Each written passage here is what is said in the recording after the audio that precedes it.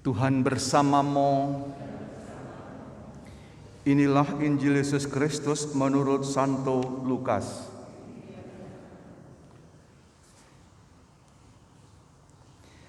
Dalam perjalanan ke Yerusalem, dan Yesus dan para murid tiba di sebuah kampung.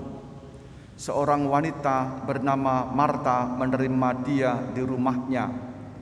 Wanita itu mempunyai seorang saudari yang bernama Maria. Maria duduk di dekat kaki Yesus dan terus mendengarkan sabdanya. Tetapi Marta amat sibuk melayani. Ia mendekati Yesus dan berkata, "Tuhan, tidakkah Tuhan peduli bahwa saudariku membiarkan aku melayani seorang diri? Suruhlah dia membantu aku." Tetapi Yesus menjawab, "Marta, Marta, engkau khawatir dan menyusahkan diri dengan banyak perkara. Padahal hanya satu saja yang perlu. Maria telah memilih yang terbaik, yang takkan diambil daripadanya." Demikianlah Injil Tuhan.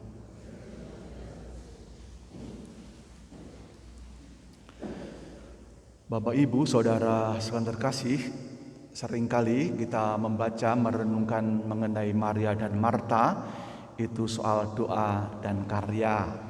Kemudian bagaimana doa dan karya itu saling bersinergi.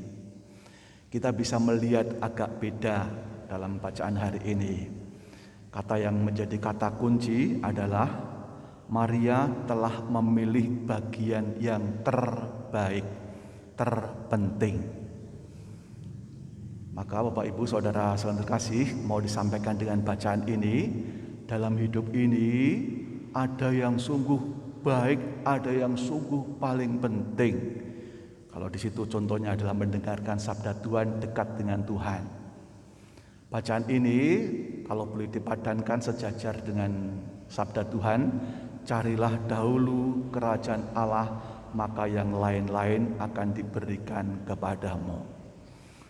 Oleh sebab itu Bapak, Ibu, Saudara sekalian terkasih, dalam hidup ini kita semua diajak untuk selalu memprioritaskan, mementingkan, mengarahkan seluruh hidup perjuangan kita untuk Tuhan, untuk kerajaan Allah, bukan yang lain-lain.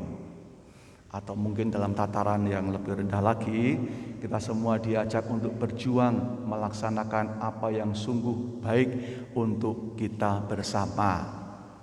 Sisi lain, jangan sampai kita ribut-ribut masalah-masalah yang tidak penting, yang tidak esensial. Dan itulah yang seringkali menjadi masalah kita. Kita itu ribut-ribut masalah yang kecil-kecil tidak penting, sedemikian rupa lupa yang paling penting. Ada banyak contoh, misalnya mau makan saja ribut soal piring. Karena ribut soal piringnya harus bagaimana, akhirnya tidak jadi makan. Mau pergi itu ribut bagaimana kendaraannya, nanti pilih yang mana, macam-macam, akhirnya tidak jadi pergi.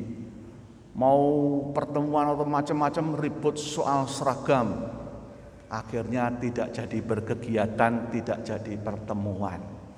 Jadi itu seringkali kita sibuk ribut dengan perkara-perkara yang sesungguhnya tidak begitu penting. Maka saya sendiri sebagai Romo dalam melaksanakan kebijakan pastoral sering saya mengatakan, apa saja yang baik lakukan, buatlah, meskipun itu sedikit-sedikit agak